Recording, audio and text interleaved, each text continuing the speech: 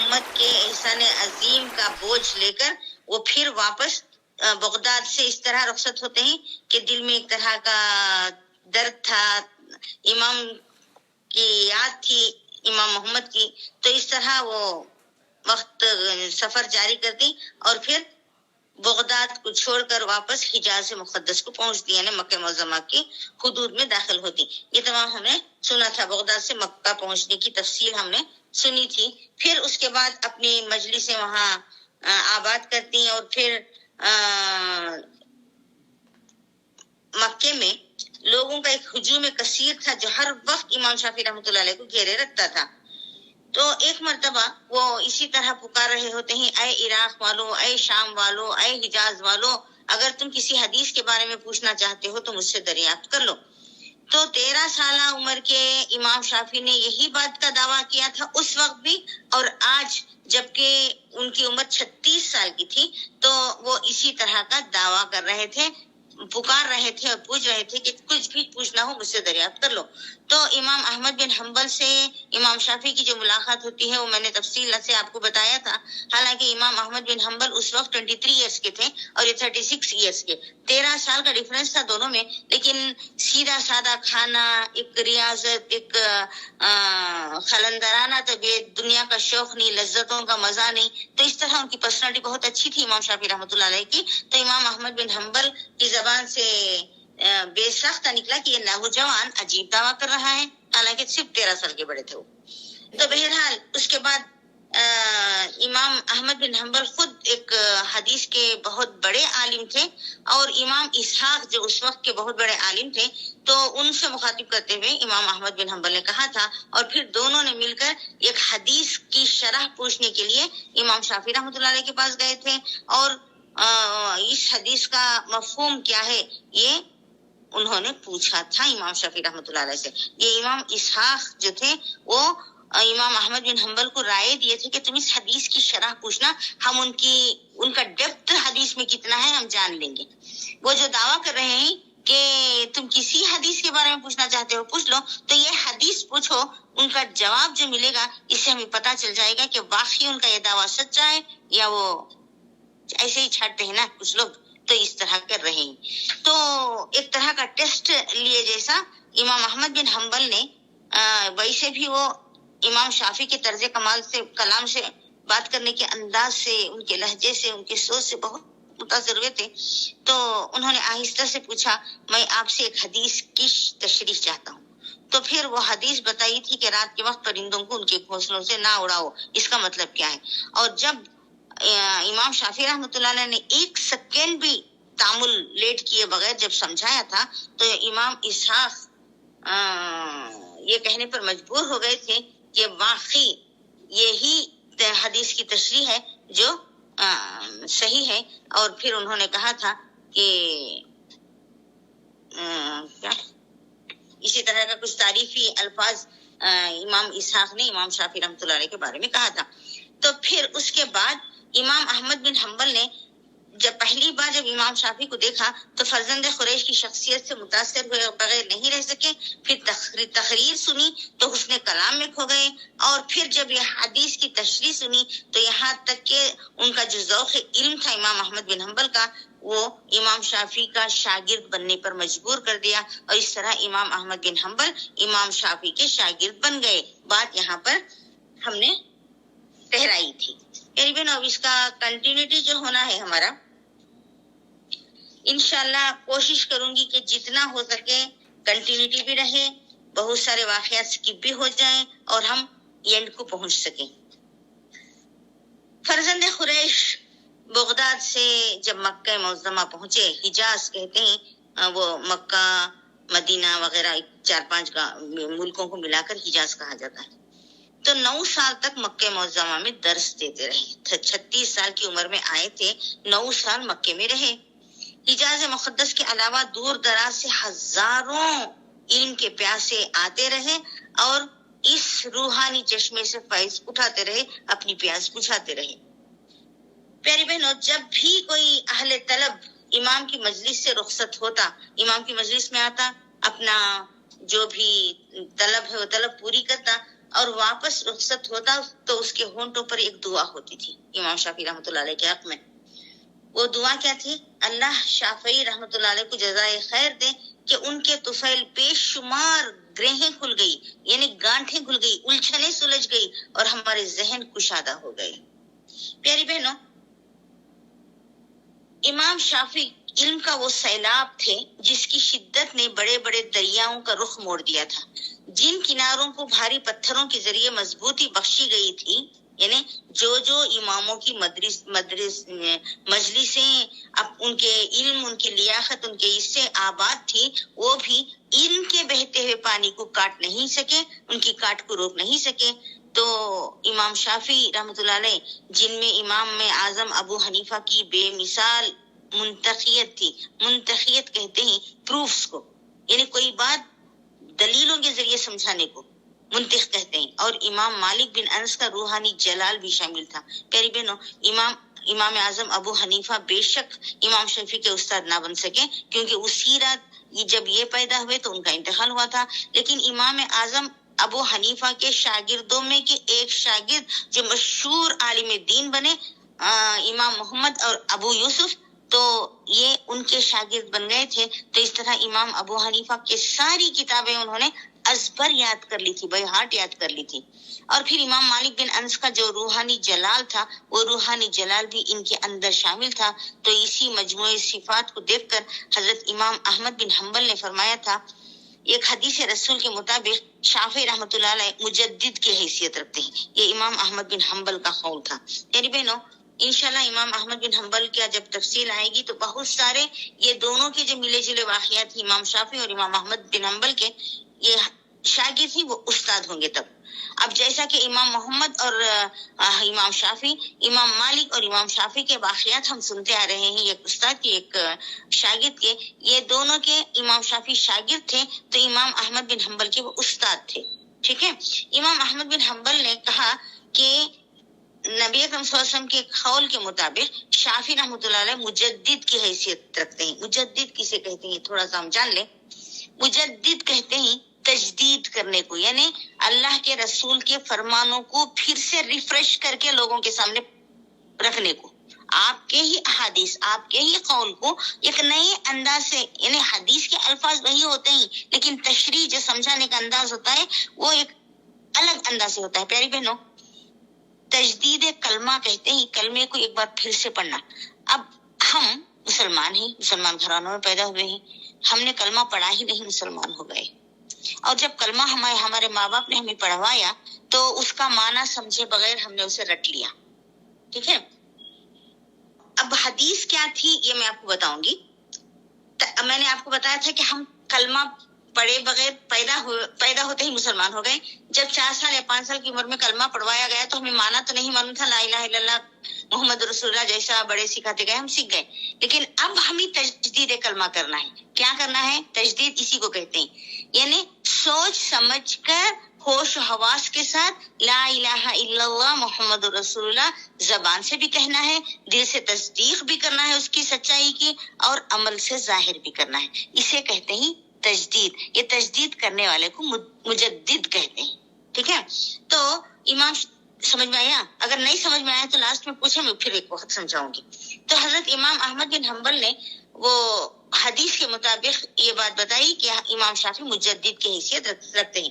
نبی اکرم صلی اللہ علیہ وسلم کے ایک قول مقدس سے یہ نتیجہ اخذ کیا تھا جس کا مفہوم کچھ اس طرح ہے. نبی صلی اللہ علیہ وسلم نے فرمایا تھا، اللہ اپنے دین کی حفاظت کے لیے ہر سینچری کے شروع میں ایک ایسا شخص پیدا کرے گا جس کے ذریعے مذہبی احکام کی تجدید ہوگی. مذہبی احکامات جو اللہ تعالیٰ نے نازل کیے ہیں، وہ جو انسان بھول چکا ہے اسے پھر سے لوگوں کے ذہنوں کی میں یاد تازہ کرنے کے لیے کوئی ایک اللہ تعالیٰ ایسا پیدا کرے گا جو یہ کوشش کرے گا اور اثر نو دین کے احکامات کو پھر سے ریفریش کر کے لوگوں کے سامنے رکھے گا. اسے مجدد کہتے ہیں. ٹھیک ہے. حضرت امام احمد بن حنبل رحمۃ اللہ علیہ کا ارشاد ہے، میرے نزدیک شافعی مجدد ہیں. پہلی صدی ہجری کے مجدد حضرت عمر بن عبدالعزیز تھے. آپ کو معلوم ہے حضرت عمر بن عبدالعزیز کون تھے؟ پیاری بہنوں، یہ بات آ چکی ہے، شاید آپ کے ذہنوں سے میں ہے یا نہیں مجھے نہیں معلوم. خلفائے راشدین کے بعد کئی صدیوں تک حکومتیں چلتی رہی امیر معاویہ سے، پھر یزید، پھر بہت سارے آتے رہے. درمیان میں اللہ رب العزت نے حضرت عمر ابن عبد العزیز کو بھیجا، جو حضرت عمر رضی اللہ تعالیٰ عنہ کے بیٹے کو ایک دودھ بیچنے والی ماں بیٹی کی حضرت عمر رضی اللہ عنہ کی خلافت میں ایک واقعہ ہوا تھا نا، ایک کٹیا کے قریب، ایک جھوپڑی کے قریب سے حضرت عمر گشت کر رہے تھے تو آواز سنی تھی ماں بیٹی کی. ماں کہہ رہی تھی بیٹی دودھ میں پانی ملا دو، تو بیٹی نے کہا تھا خلیفہ نے کیا کہا ہے، دودھ میں پانی نہیں ملانا ہے. تو ماں نے کہا تھا خلیفہ تھوڑی دیکھ رہا ہے. تو بیٹی نے کہا تھا اماں خلیفہ نہ صحیح اللہ تو دیکھ رہا ہے. یہ الفاظ سن کر انہیں وہ بیٹی کے الفاظ اتنے پسند آئے کہ اس جھوپڑی پر نشان لگا کر حضرت عمر رضی اللہ تعالیٰ واپس آ گئے. دوسرے دن اپنے آدمی کو بھیجا کہ جس جگہ میں نے نشان بنا کر ہے اس گھر کے مکینوں کو دربار میں لاؤ. تو ایک بوڑھی اور ایک لڑکی دربار میں حاضر ہوئے. تو حضرت عمر رضی اللہ تعالیٰ عنہ نے اپنے بچوں سے کہا تھا اگر میری کوئی خواہش ہوتی تو میں خود اس لڑکی سے نکاح کر لیتا، لیکن میری اب کوئی خواہش نہیں ہے، تو میں تمام بچوں میں یہ خواہش دیتا ہوں کہ کون اس بچی سے نکاح کرے گا. تو حضرت عمر رضی اللہ تعالیٰ کے ایک بیٹے نے اس لڑکی سے نکاح کرنے کی خواہش کی تھی. تو اس طرح اس لڑکی کے سیکنڈ جنریشن میں حضرت عمر بن عبدالعزیز اس لڑکی سے پیدا ہوئے. ٹھیک ہے، اس لڑکی کے پوتے یا نواسے کچھ ہی، وہ میرے بھی ذہن سے نکل گئی بات. تو بہرحال وہ حضرت عمر بن عبدالعزیز ہے نا، وہ حکومت کو پھر سے خلافت میں تبدیل کیا تھا. اتنا پاکیزہ سوسائٹی اپنے حکومت کے جتنے بھی ان کے کنٹرول میں تھے وہ صوبوں کو اتنا پاکیزہ بنایا تھا، اور اتنے عدل و انصاف کے ساتھ سچ مچ کے خلیفہ بن کر انہوں نے زندگی گزاری تھی. یہاں تک کہ ان کی خلافت میں زکوٰۃ لے کر ڈھونڈنے نکلتے تو کوئی زکوٰۃ لینے والا نہ ہوتا. ایسی خوشحالی پیدا ہو گئی تھی. تو بہرحال انہوں نے اللہ کے احکامات کو، خلافت کو پھر سے تجدید کیا تھا نا، اسی لیے وہ پہلے مجدد حضرت امام احمد بن حنبل کہتے ہیں کہ پہلی صدی ہجری کے مجدد حضرت عمر بن عبدالعزیز تھے اور دوسری صدی کی ابتدا حضرت امام شافعی سے ہوئی. تو یہ ان کا اپنا ایک انداز ہے حضرت امام شافعی کی تعریف کرنے کا، ان کی حقیقت بیان کرنے کا. اچھا، اسی طرح کا ایک بات آپ نے حضرت نظام الدین اولیاء محبوب الہی رحمۃ اللہ علیہ، جو ایک ولی تھے، ان کی زبانی آپ نے نہیں سنی ہوگی، وہ بھی بیان کرتے ہیں. ان کی ایک کتاب ہے، کتاب میں وہ پوری دیانت اور سچائی کے ساتھ انہوں نے تحریر کیا ہے. حضرت نظام الدین اولیاء کا وہ تربیت یافتہ ایک شاگرد تھا جس نے حضرت نظام الدین اولیاء کی بات اس کتاب میں نقل کی ہے. پیاری بہنوں، حضرت نظام الدین اولیاء کے بارے میں لوگ جو بھی غلو کرتے ہیں کر لیں، جو بھی گھڑتے ہیں گھڑ لیں، لیکن وہ اللہ کے ایک دوست تھے، اللہ کے ایک ولی تھے. انشاءاللہ ولی اللہ کے بارے میں تھوڑا سا ڈسکرپشن میں آپ کو آج بتاؤں گی، تاکہ اس کے بعد امام شافعی رحمۃ اللہ علیہ کے تعلق سے بھی ایک ایسا ہی عجیب و غریب واقعہ پیش آیا ہے، جس طرح حضرت امام مالک کے زندگی میں آیا تھا، جس طرح حضرت امام ابو حنیفہ رحمۃ اللہ علیہ کی زندگی میں آیا تھا. وہ دونوں کا بھی تھوڑا سا یاد دلاؤں گی آپ کو میں، اس کے بعد انشاءاللہ ہم سنیں گے. پیاری بہنوں، حضرت نظام الدین اولیاء ایک موقع پر اپنے شاگردوں کو درس دے رہے تھے. دوران تقریر آپ نے فرمایا ایک شخص نے حضرت نبی اکرم صلی اللہ علیہ وسلم کو خواب میں دیکھا.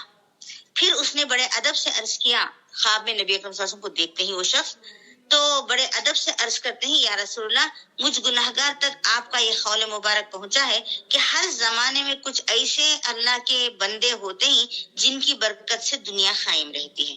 نبی اکرم صلی اللہ علیہ وسلم نے اس شخص کے سوال کی تصدیق فرمائی، یعنی کہا ہاں، یہ میرا یہ قول ہے کہ ہر زمانے میں کچھ ایسے اللہ کے بندے مردان خدا ہوتے ہیں جن کی برکت سے دنیا قائم رہتی ہے. پیاری بہنوں، بالکل اسی طرح ایک اور حدیث آپ نے بارہا سنی ہوگی کہ آج زمین پر نباتات کہتے ہیں جھاڑ وغیرہ، درخت، پودے وغیرہ، اور پرندے چرندے اگر نہ ہوتے تو انسانوں کے کرتوتوں کی وجہ سے انسانوں کا رزق ختم ہو جاتا، روک دیتا اللہ تعالیٰ. یہ تو وہ مخلوق کے ذریعے سے ہمیں رزق مل رہا ہے. یہ ایک نبی اکرم صلی اللہ علیہ وسلم کی حدیث کا مفہوم ہے. تو اسی طرح کا نبی صلی اللہ علیہ وسلم کا وہ قول، خواب میں وہ شخص نبی صلی اللہ علیہ وسلم کو دیکھتا ہے تو بیان کرتا ہے کہ آپ کا یہ قول پہنچا ہے ہم تک کہ ہر زمانے میں کچھ ایسے اللہ کے بندے ہوتے ہیں جن کی برکت سے دنیا قائم رہتی ہے. نبی اکرم صلی اللہ علیہ وسلم نے کہا، اس کی تصدیق فرمائی، سچ کہا. پھر اس نے بارگاہ رسالت میں عرض کیا، اس زمانے میں وہ بابرکت انسان کون ہے؟ تو اس شخص کا سوال سن کر سرور کونین صلی اللہ علیہ وسلم نے فرمایا، محمد بن ادریس شافعی رحمۃ اللہ علیہ. پیاری بہنوں، حضرت امام احمد بن حنبل کی اس حدیث کی شرح کے بعد کسی اہل دل کو اس بات میں شک نہیں ہونا چاہیے کہ حضرت امام شافعی رحمۃ اللہ علیہ دوسری صدی کے مجدد تھے. پھر حضرت نظام الدین اولیاء کا بیان کردہ خواب بھی بڑی اہمیت رکھتا ہے، کیونکہ کوئی صحیح عقیدے والا مسلمان اپنے خواب کو نبی اکرم صلی اللہ علیہ وسلم کی ذات اقدس سے اس طرح منسوب نہیں کر سکتا. یعنی جھوٹ موٹ کا میرے خواب میں نبی صلی اللہ علیہ وسلم آئے تھے کوئی بیان نہیں کر سکتا، کیونکہ نبی اکرم صلی اللہ علیہ وسلم نے یہ بھی فرمایا ہے کہ جب مجھے تم خواب میں دیکھو تو اسے سچ مانو کہ میں ہی ہوں، شیطان نہیں سکتا. ہوتا ہے کہ وہ ان کے جیسے انکار آتے ہیں، لیکن نبی صلی اللہ علیہ وسلم نے فرمایا اس طرح کا جھوٹا موٹا خواب تمہیں پڑھ ہی نہیں سکتا، شیطان آ ہی نہیں سکتا. تو سمجھ لینا کہ میں ہی ہوں. ٹھیک ہے، تو یہاں یہ بات بتائی گئی کہ کوئی صحیح عقیدے والا انسان جو خدا کا خوف رکھتا ہے، خشیت الہی رکھتا ہے، وہ کوئی نبی اکرم صلی اللہ علیہ وسلم کی ذات سے اس طرح کا جھوٹا خواب بیان نہیں کر سکتا. تو وہ جو خواب پڑا تھا وہ سچ تھا، تو اس لیے اس نے فی الواقع حضور صلی اللہ علیہ وسلم ہی کو خواب میں دیکھا تھا. اور سرور کائنات صلی اللہ علیہ وسلم اپنی زبان متھر سے یعنی پاکیزہ زبان سے حضرت امام شافعی رحمۃ اللہ علیہ کی روحانی عظمت پر گواہی دے رہے تھے. ٹھیک ہے پیاری بہنوں، اب تھوڑا سا امام اللہ کے ولیوں کے بارے میں تھوڑا سا جان لیں. آئندہ آج یا نیکسٹ ویک جب بھی یہ واقعہ آئے گا تو آپ کو کوئی شک و شبہ ہو نعوذ باللہ یا پھر کوئی پریشانی نہیں ہوگی. پیاری بہنوں، ولی اللہ کسے کہتے ہیں؟ پہلا سوال. لغوی معنی میں ولی کہتے ہیں دوست کو. میں اب سوال نہیں پوچھوں گی، آپ کو ایسے ہی بتا دے رہی ہوں. ولی اللہ کہتے ہیں اللہ کے دوست کو. پیاری بہنوں، ہمیں قرآن یہ دعا جو سکھائی گئی ہے، انت ولی فی الدنیا والآخرہ توفنی مسلم والحقنی بالصالحین، اے اللہ تو دنیا اور آخرت میں میرا دوست ہے. انت ولی، میرا دوست ہے دنیا اور آخرت میں. اللہ ہمارا دوست ہے نا. اب دوست کسے کہتے ہیں پیاری بہنوں؟ جس سے ہر دکھ، ہر سکھ، ہر پریشانی شیئر کرنے کو جی چاہتا ہے، جس سے کوئی مدد اگر حاصل ہونی ہو تو مدد کے لیے زبان کھولنے کو جی چاہتا ہے. لیکن دنیا کا کوئی دوست ایسا نہیں ہے جو ہر وقت ہماری مدد کرے، جو ہر وقت ہمارے تکلیفوں کو سنے، جو ہر وقت ہمارے غموں کو، ہمارے پریشانیوں کو شیئر کرے. لیکن اللہ رب العزت ہمارا وہ دوست ہے جس کے سامنے ہم جب چاہیں، جہاں چاہیں، جیسے چاہیں، جس وقت چاہیں، جس حالت میں چاہیں اپنے رب کو پکار بھی سکتے ہیں، اور ہمارے دوست سے ہمارے ہر دکھ، ہر تکلیف، ہر خوشی، ہر غم شیئر بھی کر سکتے ہیں. اور ہمارا دوست ایسا پیارا دوست ہے کہ کبھی نہ نہیں کہتا، کبھی بیزارگی کا اظہار نہیں کرتا، بلکہ اور زیادہ خوش ہوتا ہے. اور یہی وہ دوست ہے جو ہمارے ہر الجھن کو سلجھا سکتا ہے نا. یہ دعا جو سکھائی گئی ہے بہت ہی پیاری دعا ہے. تو پیاری بہنوں، اب اللہ کا ولی بننے کے لیے کیا ضروری ہے یہ ہمیں دیکھنا ہے.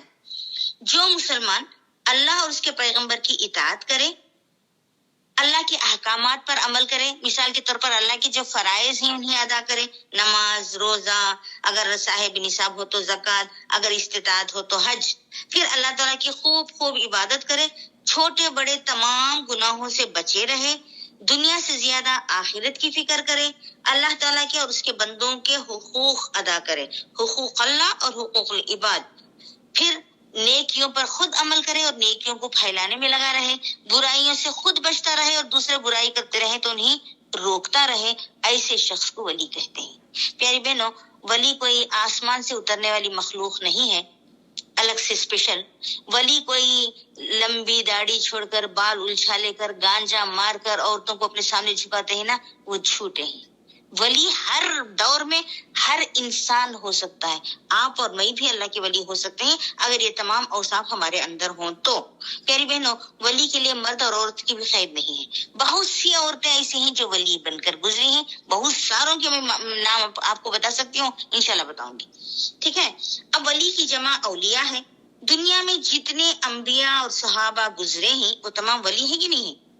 یہ تمام باتوں پر وہ عمل کرتے تھے کہ نہیں کرتے تھے؟ تو تمام پیغمبر بھی ولی تھے، تمام صحابہ اکرام بھی ولی تھے۔ پیاری بہنوں، ایک بات ہمارے ذہن میں رکھنا ہے کہ ایسا ولی جو صحابی نہ ہو وہ کسی صحابی کے مقام تک نہیں پہنچ سکتا۔ پیاری بہنوں، ایسا ولی، بار 2-3 بار ریپیٹ کروں گی اس ڈائلاگ کو، آپ غور سے سنیے گا۔ ایسا ولی جو صحابی نہ ہو، صحابی کسے کہتے ہیں؟ جو ایمان کی حالت میں ہمارے نبی صلی اللہ علیہ وسلم کی صحبت میں رہا ہو، ہمارے نبی صلی اللہ علیہ وسلم کو دیکھا ہو اور ایمان ہی کی حالت میں اس کا انتقال ہوا ہو، اسے صحابی کہتے ہیں، ہے نا؟ تو اب حضور صلی اللہ علیہ وسلم کے انتقال کے بعد دنیا کا سب سے نیک انسان جو ولی بن جائے وہ صحابی کے مقام کو تو نہیں پہنچ سکتا نا۔ پیاری بہن، ہر ایک کا ایک ایک گریڈ ہے، ایک ایک درجہ ہے۔ مثال کے طور پر اللہ کا درجہ سب سے بلند ہے، کوئی پیغمبر اللہ کا درجہ نہیں لے سکتا۔ اللہ اللہ ہے، پیغمبر پیغمبر ہیں، اور پیغمبروں کے بعد صحابہ اکرام کا درجہ آتا ہے۔ پوری دنیا مانتی ہے کہ محمد صلی اللہ علیہ وسلم کے بعد تمام دنیا کے انسانوں میں سب سے بہترین انسان ابو بکر صدیق تھے، لیکن ابو بکر صدیق بھی نبی صلی اللہ علیہ وسلم کا درجہ نہیں پا سکتے، کسی بھی پیغمبر کا درجہ نہیں لے سکتے۔ اسی طرح صحابہ اکرام کے بعد قیامت تک جتنے بھی ولی آئیں گے وہ ولی اپنی جگہ تو ولی رہیں گے، لیکن کسی صحابی کا درجہ، صحابی کے مقام کو نہیں پہنچ سکتے۔ تو پیاری بہنوں، جس طرح انبیاء اکرام علیہ الصلوۃ والسلام سے معجزے ظاہر ہوتے ہیں، آپ نے سنا ہے بہت سارے پیغمبروں پر معجزے اترے تھے نا۔ مثال کے طور پر موسیٰ علیہ السلام پر ید بیضا اور عصا، ایک لاٹھی جو تھی وہ عصا بن جاتی تھی۔ پھر حضرت عیسیٰ علیہ السلام کو تو بے شمار معجزات اللہ تعالیٰ نے دے کر بھیجے تھے۔ وہ اللہ کے حکم سے مردے کو زندہ کرتے تھے، کوڑھی کو اچھا کرتے تھے۔ پھر مادرزاد اندھے کے آنکھوں پر ہاتھ پھیرتے تو اللہ کے حکم سے وہ اچھا ہو جاتا۔ تو مٹی کے پرندے بناتے اور اللہ کے نام سے پھونک مارتے تو اڑ جاتے، بہت سارے۔ اور پھر سامنے والے کے گھر میں کیا کیا راشن ہے، کھانے پینے کا سامان، وہ بھی حضرت عیسیٰ علیہ السلام بتا سکتے تھے۔ یہ سب اللہ کے حکم سے ہوتا تھا، تو یہ معجزے کہے جاتے ہیں۔ اسی طرح جس طرح پیغمبروں پر اللہ تعالیٰ معجزے بھیجتا تھا، اسی طرح اولیاء اکرام سے کرامات ظاہر ہوتے ہیں۔ معجزوں اور کرامتوں کے پیچھے اللہ تعالیٰ کی طاقت ہوتی ہے۔ یہ نہیں سمجھنا چاہیے کہ فلاں ولی یہ کرامت دکھایا، وہ نہیں، کوئی ولی کرامت نہیں دکھا سکتا، کوئی پیغمبر معجزہ نہیں بھیج سکتا جب تک کہ اللہ کی مرضی نہ ہو، اللہ کا حکم نہ ہو۔ تو یہ تمام اللہ کی طاقت سے ہوتا ہے۔ ایک بات، اللہ تعالیٰ اپنے نیک بندوں کی عظمت بڑھانے کے لیے، اب یہ کرامت کسے کہتے ہیں جو ولیوں سے ظاہر ہوتی ہے، یہ میں آپ کو بتا رہی ہوں۔ اب میں مثال دوں گی آپ کو انشاءاللہ۔ تو اللہ تعالیٰ اپنے نیک بندوں کی عظمت بڑھانے کے لیے کبھی کبھی ان کے ذریعے ایسی باتیں ظاہر کر دیتے ہیں جو عادت کے خلاف اور مشکل ہوتے ہیں۔ پیاری بہنوں، معجزہ بھی اسی کو کہتے ہیں جو جس سے عقل عاجز ہو جائے، یعنی کیسا ہوگا یہ کیسا ہوگا، اس طرح کا۔ ہمارے نبی صلی اللہ علیہ وسلم کا معجزہ قرآن مجید تو ہے ہی، لیکن ہمارے نبی صلی اللہ علیہ وسلم کی زندگی میں بھی بے شمار معجزے اللہ تعالیٰ نے ظاہر فرمائے تھے، ٹھیک ہے؟ جیسا کہ ایک مشہور واقعہ ہے، انگلی دکھائی تو چاند شق ہو گیا تھا، اور سورہ قمر میں اس کی تفصیل بھی آتی ہے شق ہونے کی۔ اور بہت سارے لوگوں نے، وہ ایک بہت بڑا سائنٹسٹ تھا جو چاند پر گیا تھا، اس نے چاند میں پیچ دیکھا، جس طرح ایک پھٹنے والی چیز کو پیچ لگائی جاتی ہے، اس طرح چاند میں تھا۔ اس کے بعد وہ سائنٹسٹ ایمان لے آیا۔ تو اسے بہت سارے معجزات ہوئے۔ ایک مرتبہ ایک گلاس دودھ تھا، 70 صحابہ اکرام تھے، تمام کے تمام بھوکے تھے، اور وہ ایک گلاس تمام پیٹ بھر کر پیے، یہاں تک کہ حضرت ابو ہریرہ رضی اللہ تعالیٰ کو آخری میں ملا تو حضور صلی اللہ علیہ وسلم نے کہا اور پیو اور پیو اور پیو۔ تو حضرت ابو ہریرہ کہنے لگے، اے اللہ کے رسول صلی اللہ علیہ وسلم، بس اب اگر ایک گھٹ بھی ڈالوں گا تو میری انگلی ڈالے تو دودھ ملے گا، اتنا بھر گیا ہے میرا پیٹ۔ تو اس طرح کی معجزے آتے ہیں۔ تو جس طرح پیغمبروں پر معجزے بھیجتے ہیں، اسی طرح اللہ تعالیٰ اپنے نیک بندوں کی عظمت بڑھانے کے لیے کبھی کبھی ان کے ذریعے، ہر ایک کے لیے نہیں، کسی کے ذریعے ایسی باتیں ظاہر کر دیتے ہیں جو عادت کے خلاف اور مشکل ہوتی ہے۔ ان باتوں کو کرامت کہتے ہیں۔ پیاری بہنوں، ایک آخری بات میں آپ کو بتا رہی ہوں، یہ ذہن نشین کر لیجئے کہ ولی بننے کے لیے کرامت کا ظاہر ہونا ضروری نہیں ہے۔ یہ کرامت دکھائے تو انہوں ولی، نہیں تو نہیں۔ اگر اس طرح کا ہوتا تو ہمارے نبی صلی اللہ علیہ وسلم جو امام الانبیاء ہیں، ان کو کوئی خاص کھلے طور پر حضرت عیسیٰ، حضرت موسیٰ، حضرت ابراہیم علیہ السلام کو جس طرح معجزے دیے تھے ویسے تو معجزے نہیں بھیجے تھا نا اللہ تعالیٰ نے۔ تو پیاری بہنوں، یہ ولی اللہ کا بیان تھا۔ ولی اللہ کی خصوصیت تھی اور ولی اللہ کی کرامتیں تھی. پیاری بہنوں، آؤٹ ٹائم ہی ولی ہو سکتی ہی میں نے بتایا تھا. حضرت رابعہ بصری کا نام آپ نے سنا ہوگا، بہت بڑی ولیہ تھی وہ. اچھا ٹھیک ہے، میں نے آپ کو یہ بھی بتایا تھا کہ تمام انبیاء اور تمام صحابہ ولی ہیں، یعنی یہ تمام باتوں پر عمل کرتے تھے. تو تمام صحابیات بھی تو ولی ہیں نا. حضرت عائشہ، حضرت حفصہ، ان کے علاوہ حضرت خمسہ، حضرت عمارہ، ام عمارہ، بہت سارے جو صحابیات گزرے ہیں، وہ تمام بھی نبی اکرم صلی اللہ علیہ وسلم کی اور اللہ کی اطاعت کرتی تھی، اللہ اور اس کے رسول کے احکامات کو بجا لاتی تھی، برائیوں سے بچتی تھی، چھوٹے چھوٹے گناہوں پر سے بھی بچتی تھی. یہ تمام باتیں تھی نا، تو وہ بھی تو ولی تھی. ہم بھی ولی ہو سکتے ہیں اگر ان تمام باتوں پر اگر ہم عمل کریں تو. ٹھیک ہے، تو پیاری بہنوں اتنا میں بتاتی ہوں. اچھا، اب یہ کرامتوں کے تعلق سے امام ابو حنیفہ کا میں نے آپ کو بتایا تھا کہ ایک لڑکا ایک وقت وضو کر رہا تھا اور اس کے جسم سے جو پانی جا رہا تھا، اس سے حضرت امام ابو حنیفہ پہچان گئے کہ وہ ماں باپ کا نافرمان ہے. تو حضرت امام ابو حنیفہ رونے لگے اور اللہ سے دعا کیے، اے اللہ مجھے لوگوں کے گناہوں کو نہ دکھا، ان کے گناہوں کو دیکھ کر مجھے بہت شرمندگی محسوس ہوتی ہے، یہ کشف میرے اندر سے اٹھا لے. کشف کہتے ہیں اسے. تو اسے وہ بچے کو بلا کر نصیحت کرتے ہیں تو بچہ رونے لگتا ہے. تو یہ واقعہ ہوا تھا. حضرت امام مالک رحمۃ اللہ علیہ کا ایک کرامت میں نے آپ کو بتائی تھی کہ موتا جب کمپلیٹ ہوئی تھی کتاب ان کی، تو انہوں نے ایک پیج کو پانی میں ڈال دیا تھا اور کہا تھا اگر ایک حرف بھی مٹ جائے تو سمجھ لینا کہ امام مالک کا گھڑا ہوا کلام ہے. اگر ایک حرف بھی نہ مٹے، نہ سیاہی پھیلے، نہ پیپر بھیگے، تو سمجھ لینا کہ اللہ تعالیٰ کی طرف سے اللہ کے رسول کا کلام ہے جو اس بندے سے اللہ نے خدمت لی ہے. اور جب اس موتا کے پیپروں کو دریا میں ڈالا گیا تو ایک پیپر بھی نہ بھیگا تھا، نہ انک پھیلی تھی. تو یہ ان کی جو حدیثوں کی اتھینٹسٹی ہے، اس کی دلیل تھی. ٹھیک ہے، اب ہم چلتے ہیں امام شافعی رحمۃ اللہ علیہ کی طرف. پیاری بہنوں، کوئی کنفیوژن تو نہیں ہوا نا؟ نہیں اپا، ہوا نہیں، کلیئر ہے واسطے پہ. ٹھیک ہے. تو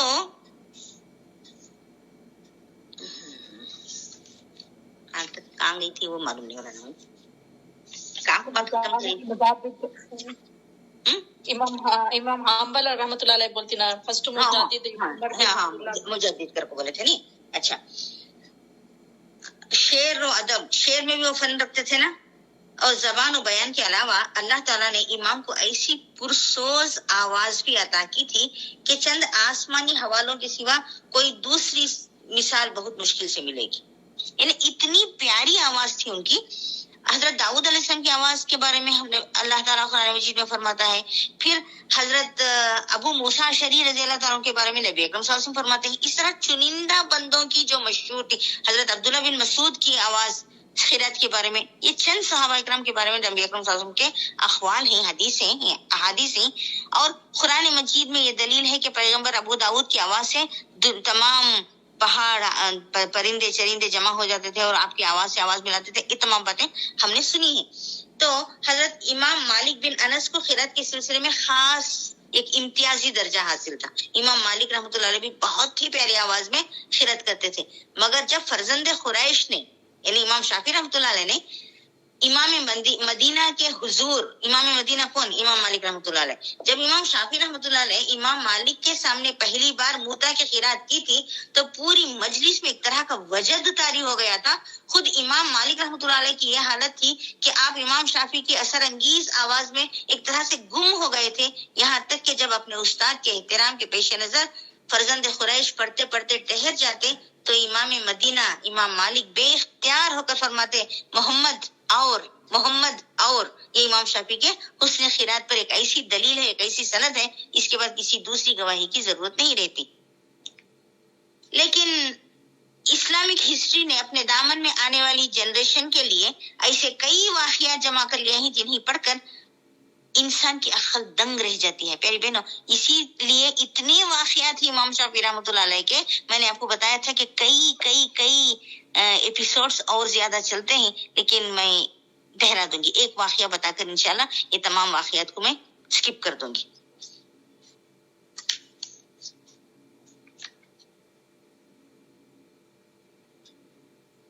پیاری بہنوں، لوگوں کی خواہش ہوتی تھی کہ امام شافعی رحمۃ اللہ علیہ نماز میں امامت کریں، لیکن وہ ہمیشہ یہ کہہ کر انکار کر دیا کرتے تھے کہ جب مجھ سے بہتر لوگ موجود ہیں تو میری کیا ضرورت ہے۔ یہ بھی ایک عاجزی انکساری تھی امام کی، ورنہ امام شافعی رحمۃ اللہ علیہ تو سچ مچ ایک بہترین شخص تھے۔ نہیں، اکثر موقع پر امامت سے انکار کر دیتے تھے، لیکن کبھی کبھی ایسے لمحات بھی آ جاتے تھے کہ حاضرین مجلس کا اصرار بہت زیادہ شدت اختیار کر جاتا تو پھر امام مجبور بھی ہو جاتے تھے۔ وہ عجیب منظر ہوتا تھا جب امام شافعی رحمۃ اللہ علیہ نماز میں قرآن کریم کی تلاوت فرماتے تھے، یعنی امامت کرتے اور نماز میں قرآن مجید کی تلاوت فرماتے تھے۔ جیسے ہی آپ کی پرسوز آواز بلند ہوتی، انسانی خیالات جو بشری تقاضوں کے سبب کبھی کبھی منتشر ہو جاتے ہیں، ہم نماز میں کھڑتے ہیں تو خیالات ادھر ادھر بکھر جاتے ہیں نا، تو امام کے پیچھے کھڑے ہونے والے نمازیوں کے بھی خیالات جب ادھر ادھر ہو جاتے تو ایک لمحے میں تمام امام شافعی کی جس طرح میگنیٹ اٹریکٹ کرتا ہے، بالکل اسی طرح تمام کے خیالات ہر طرف سے نکل کر پورے کنسنٹریشن کے ساتھ امام شافعی کی آواز میں گم ہو جاتے اور امام شافعی کی قرات پر مرکوز ہو جاتی۔ پھر وہ آواز جو اللہ کا ایک خاص عطیہ تھی، آہستہ آہستہ دلوں میں اترنے لگتی، یہاں تک کہ دل کی تمام سختیاں ختم ہو جاتی اور اس قدر نرمی پیدا ہو جاتی کہ آنکھ سے آنسو شروع ہو جاتے، سارے کے سارے مقتدی رونے لگتے۔ پیاری بہنوں، بعض نمازی اتنے بے قرار، اتنے مضطرب ہو جاتے کہ ان کی ہچکیاں سنائی دینے لگتی، خود امام کی آنکھیں بھی اشکبار ہوتی۔ بعد میں کہنے والے کہتے کہ نماز کے دوران ایسی حضوری تو فرزند قریش کی امامت ہی سے حاصل ہوتی ہے۔ بے شک امام شافعی ایسے ہی امام تھے، مگر انسانی جذبات کا وہ لاوا جو آنکھوں کے ذریعے بہنے لگتا تھا، اس کے پگھلنے کا تعلق امام کی حسن خیرات سے تھا۔ وہ امام کی پرسوز آواز ہی تھی جسے سن کر سخت سے سخت دل بھی ایک طرح کا پگھل کر آنکھوں کی شکل میں آنکھوں سے آنسوں کی شکل اختیار کر لیتا۔ پیاری بہنوں، پتھروں کو موم کر دینا امام کی خیرت کا کمال تھا۔ میں نے آپ کو بتایا نا، حضرت داؤد علیہ السلام کے بارے میں مشہور ہے کہ جب آپ زبور مقدس کی تلاوت کیا کرتے تھے تو بہتے ہوئے دریا ایک دم ٹہر جاتے، ساکت ہو جاتے تھے، یہاں تک کہ نباتات اور جمادات بھی نباتات کہتے ہیں پیڑ پودوں کو، جمادات تمام بھی حضرت داؤد کے ساتھ اپنے رب کی تسبیح کرتے تھے، جس خدا نے اپنے برگزیدہ پیغمبر حضرت داؤد علیہ السلام کو ایسا اثر انگیز اور بے مثال لحن بخشا تھا۔ لحن کہتے ہیں آواز کا سوز۔ وہی خدا محمد بن ادریس شافعی کا بھی خالق تھا، اور اسی اللہ نے فرزند قریش کو ایسی پرسوز آواز بخشی تھی جسے سن کر لوگوں کو اپنے دلوں پر قابو نہیں رہتا تھا اور وہ بے اختیار گریزاری کرنے لگتے تھے۔ امام شافعی کی قرات کا سلسلہ 4 استادوں کے بعد مشہور صحابی حضرت ابی بن کعب تک پہنچ جاتا ہے۔ پیاری بہنوں، اس کا مطلب یہ ہے کہ امام شافعی کی قرات اتنی پرسوز تھی تو ان کے استاد کی قرات بھی پرسوز تھی، امام مالک رحمۃ اللہ علیہ کی۔ امام مالک رحمۃ اللہ علیہ کے بڑے جو تھے اینسسٹرز، ان کی پھر ان کے بعد ان کی، اس طرح 4 کے بعد ابی بن کعب تک یہ قرات پہنچتی ہے۔ اور حضرت ابی بن کعب کے تعلق سے مشہور حدیث ہے، نبی اکرم صلی اللہ علیہ وسلم نے ایک مرتبہ ابی بن کعب کو بلایا اور کہنے لگے، اللہ تعالیٰ اے ابی قرآن سناؤ۔ اللہ تعالیٰ فرماتا ہے کہ میں ابی سے کلام سنوں۔ تو ابی رضی اللہ تعالیٰ عنہ پریشان ہو گئے، ایک دم تعجب حیرت میں غرق ہو گئے، کہنے لگے اے اللہ کے رسول صلی اللہ علیہ وسلم، کہ اللہ نے میرا نام لے کر کہا ہے؟ تو نبی صلی اللہ علیہ وسلم نے کہا ہاں، اللہ تعالیٰ نے آپ کا نام، تمہارا نام لے کر کہا ہے کہ ابی سے قرآن سنو۔ تو ابی بن کعب رضی اللہ تعالیٰ عنہ رونے لگے تھے۔ پیاری بہنوں، تو اللہ کو اتنی پسند تھی ابی بن کعب رضی اللہ تعالیٰ عنہ کی قرات کہ اپنے حبیب سے کہتے ہیں کہ اے حبیب، میرے اس بندے سے قرات سنو۔ تو ابی بن کعب تک 4 استادوں، 4 شاگردوں، چوتھا شاگرد حضرت امام شافعی رحمۃ اللہ علیہ اس آواز کے جادو میں، اس لہن میں جو اللہ کا خاص عطیہ تھی، جو اللہ تعالیٰ نے حضرت امام شافعی رحمۃ اللہ علیہ کو نوازا تھا۔ بغداد کی ہسٹری میں حضرت امام شافعی رحمۃ اللہ علیہ کے ایک ہم اثر، یعنی انہی کے پیریڈ کے رہنے والے ایک بزرگ کا ایک ایسا بیان موجود ہے جس میں وہ کہتے ہیں امام شافعی رحمۃ اللہ علیہ کے حسن خیرات کا ایک عجیب و غریب پہلو سامنے آتا ہے۔ وہ بزرگ فرماتے ہیں، جب ہمارے سینوں میں، ہمارے دلوں میں یہ خواہش پیدا ہوتی کہ ہمارے دل پگھل جائیں اور آنکھیں رونے لگیں، اشک برسانے لگیں، پیاری بہنوں، کبھی کبھی آپ کو بھی ہوتا ہوگا, مجھے بھی ہوتا ہے, کبھی کبھی جی چاہتا ہے کہ نماز میں ایسا دل لگ جائے کہ ہم نماز پڑھتے رہیں اور ہمارے آنکھوں سے آنسو جاتے رہیں. یہ دن کی نمازوں میں تو ہو نہیں سکتا. ہاں, تہجد میں کبھی کبھار اس طرح کا اللہ رب العالمین کا فضل ہے کہ کبھی کبھار آپ تمام کو بھی یہ مشاہدہ ہوا ہوگا کہ کبھی کبھی دل بھر آتا ہے. کبھی کبھی کہہ رہی ہوں میں, وہ لوگوں کو تو ہمیشہ آتا تھا ہوگا. تو یہ لوگ کہتے ہیں کہ جب ہمارے دلوں میں یہ خواہش پیدا ہوتی کہ ہمارے دل پگھل جائے اور نماز میں جب اللہ کے سامنے ہم گفتگو کرنے لگے تو ہماری آنکھیں اشک برسانے لگے, تو ہم اپنے ساتھیوں سے کہتے آؤ اس مطلبی نوجوان, یعنی عبد المطلب کے خاندان کے تھے نا, مطلبی نوجوان شافی کی طرف چلیں اور اس سے قرآن سنیں. پھر ہم شافی کے پاس آتے اور ان سے درخواست کرتے کہ قرآن کریم کی تلاوت کریں. شروع میں شافی ہماری بات فوراً مان لیا کرتے تھے, مگر بعد میں انہیں معلوم ہو جاتا تھا کہ ہم کس مقصد کے لیے ان کے پاس آئے ہیں. شافی رحمۃ اللہ علیہ نمائش کو, دکھاوے کو سخت ناپسند کرتے تھے, اس لیے ہماری درخواست کو ماننے میں انہیں ہیزیٹیشن ہوتا, تعامل ہوتا تھا. جب بہت زیادہ ہم التجائیں کرنے لگتے تو جا کر امام شافی مجبوراً آمدہ ہو جاتے. پھر ان کے دلوں میں شگاف ڈالنے والی آواز بلند ہوتی. ایک تو وہ کلام جو پہاڑوں پر نازل کر دیا جاتا تو پہاڑ خوف سے ریزہ ریزہ ہو جاتے. دوسرے شافی کا لہجہ اور آہنگ بس دلوں میں قیامت سی گزر جاتی. لوگ اپنی زندگی کا تمام کاروبار چھوڑ کر ان کے گرد جمع ہو جاتے. شافی رحمۃ اللہ علیہ آیت مقدسہ کی تلاوت کرتے رہتے, یعنی قرآن مجید کی آیات تلاوت کرتے رہتے, اور پھر وہ منزل آ جاتی جب حاضرین کا اضطراب حد سے گزر جاتا, آنکھیں برسنے لگتی اور ہر طرف ہچکیوں کا شور, ایسے جیسے لوگ ماتم کر رہے ہوں. شافی رحمۃ اللہ علیہ خود بھی مسلسل روتے رہتے, اور جب مکے کی فضائیں آگ و فضا سے بھر جاتی اور ہچکیوں میں شدت اختیار ہو جاتی تو شافی رحمۃ اللہ علیہ خاموش ہو جاتے. تو یہ ان کا خیرات کا کمال تھا. تو پیاری بہنوں, آپ نے امام مالک رحمۃ اللہ علیہ کے تعلق سے ایک حدیث سنی تھی جو امام مالک رحمۃ اللہ علیہ کی پیدائش سے 100 سال پہلے نبی اکرم صلی اللہ علیہ وسلم فرما کر جا چکے تھے. نبی اکرم صلی اللہ علیہ وسلم کے انتقال سے پہلے آپ صلی اللہ علیہ وسلم نے وہ حدیث بیان کی تھی. وہ حدیث میں نے آپ کو بارہا سنائی تھی. اسی طرح کی ایک حدیث نبی اکرم صلی اللہ علیہ وسلم نے امام شافی کی پیدائش سے 150 سال پہلے فرما چکے تھے. نبی اکرم صلی اللہ علیہ وسلم نے فرمایا, اے اللہ قریش کو ہدایت دے, بے شک قریش کا ایک عالم تمام روئے زمین کو علم سے بھر دے گا.